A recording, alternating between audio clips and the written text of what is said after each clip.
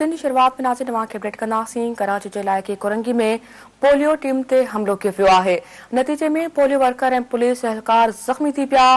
Polio team ते हमले जो वॾे वज़ीर मुराद अली शाह तरफ़ां नोटिस पिणु वरितो वियो आहे। कोरंगी में वारसनि ॿारनि खे पोलियो खां बचाव जा फुड़ा पीआरण खां इनकार करे छॾियो। पोलियो टीम तरफ़ां समझाइण ते जवाबदारनि मथनि बेल्टनि सां हमलो करे खेनि ज़ख़्मी करे छॾियो ऐं मोबाइल फोन भी खसे छॾियो। इतला ते वधीक पुलिस नफ़री पहुची 4 औरतुनि समेत 6 ॼणनि खे गिरफ़्तार करे वरितो आहे। वॾे वज़ीर जो चवणो त पोलियो वर्करनि सां कंहिं बि क़िस्म जी ज़्यादती बर्दाश्त न कई वेंदी। वर्करनि जी सिक्योरिटी जो जाइज़ो वठण जी हिदायत पिणु कई वई आहे। नाज़रीन तव्हां खे अहम ब्रेकिंग न्यूज़ ॾियूं पिया। कराची जे इलाइक़े कोरंगी में पोलियो टीम ते हमलो कयो वियो आहे। नतीजे में पोलियो वर्कर ऐं पुलिस एहलकार ज़ख़्मी थी पिया। पोलियो टीम ते हमले जो वॾे वज़ीर मुराद अली शाह तरफ़ां नोटिस पिणु वरितो वियो आहे। कोरंगी में वारसनि ॿारनि खे पोलियो खां बचाव जा फुड़ा पीआरण खां इनकार करे छॾियो। पोलियो टीम तरफ़ां समझाइण ते जवाबदारनि मथनि बेल्टनि सां हमलो करे खेनि ज़ख़्मी करे छॾियो ऐं मोबाइल फोन भी खसे छॾियूं। इतला ते वधीक पुलिस 4 औरतुनि समेत 6 ॼणनि खे गिरफ़्तार करे वरितो आहे। पोलियो वर्करनि सां कंहिं बि क़िस्म जी ज़्यादती बर्दाश्त न कई वेंदी। वॾे वज़ीर तरफ़ां डीसीस खे पोलियो वर्करनि जी सिक्योरिटी जो जाइज़ो वठण जी हिदायत पिणु कई वई आहे।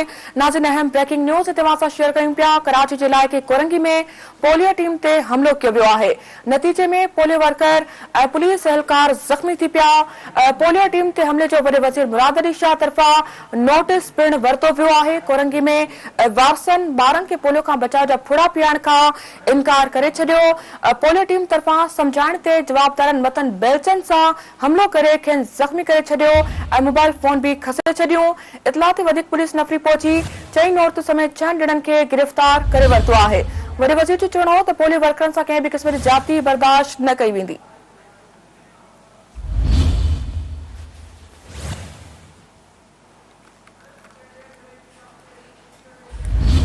कराची जे इलाइक़े कोरंगी में पोलियो टीम ते हमलो कयो वियो आहे। नतीजे में पोलियो वर्कर ऐं पुलिस एहलकार ज़ख़्मी थी पिया। पोलियो टीम ते हमले जो वॾे वज़ीर मुराद अली शाह तरफ़ां नोटिस पिणु वरितो वियो आहे। कोरंगी में वारसनि ॿारनि खे पोलियो खां बचाव जा फुड़ा पीआरण खां इनकार करे छॾियो। पोलियो टीम तरफ़ां समझाइण ते जवाबदारनि मथनि बेल्टनि सां हमलो करे खेनि ज़ख़्मी करे छॾियो ऐं मोबाइल फोन भी खसे छॾियूं। इतला ते वधीक पुलिस नफ़री पहुची 4 औरतुनि समेत 6 ॼणनि खे गिरफ़्तार करे वरितो आहे। वॾे वज़ीर जो चवणो त पोलियो वर्करनि सां कंहिं बि क़िस्म जी ज़्यादती बर्दाश्त न कई वेंदी।